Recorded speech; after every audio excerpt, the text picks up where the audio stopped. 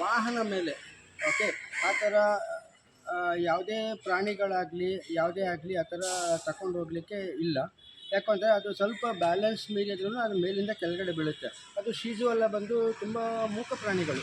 Okay, ಅದಕ್ಕೆ ಏನಂತೇಳಿ ಗೊತ್ತಾಗಲ್ಲ, ಅಂಥದ್ದನ್ನ ಬಂದು ಸ್ಪೀಡಲ್ಲಿ ಮೇಲೆ ಟಾಪ್ ಮೇಲೆ ತಗೊಂಡು ಹೋಗೋದು ಅದು ತುಂಬ ಅದು it amounts to animal cruelty under P C act 1960. ಯಾಕಂದರೆ ಪ್ರಾಣಿಗಳನ್ನ ವಾಹನದ ಒಳಗಡೆ ತಗೊಂಡು ಹೋಗ್ಬೇಕೆ ಹೊತ್ತು ಮೇಲೆ ಅದನ್ನ ಡೇಂಜರಸ್ ಆಗಿ ಇದು ಮಾಡ್ಕೊಂಡು ಅದೇನಾದ್ರು ಮೇಲಿಂದ ಜಾರು ಬಿದ್ದಾಗ ಬೇರೆ ವಾಹನ ಇದಾದ ಅಂದರೆ ಏನಾಗುತ್ತೆ. ಇವಾಗ ಪೊಲೀಸ್ ಅವ್ರ ನೋಡಿ ಓಕೆ, ಮಕ್ಕಳು ಮತ್ತು ರೂಫ್ ಟಾಪ್ ಓಪನ್ ಮಾಡಿಬಿಟ್ಟು ಮೇಲೆ ನೋಡ್ಕೊಂಡು ಹೋಗೋದನ್ನು ಅದು ಪೊಲೀಸ್ ಅವ್ರ ಇದು ಮಾಡಿದ್ದಾರೆ.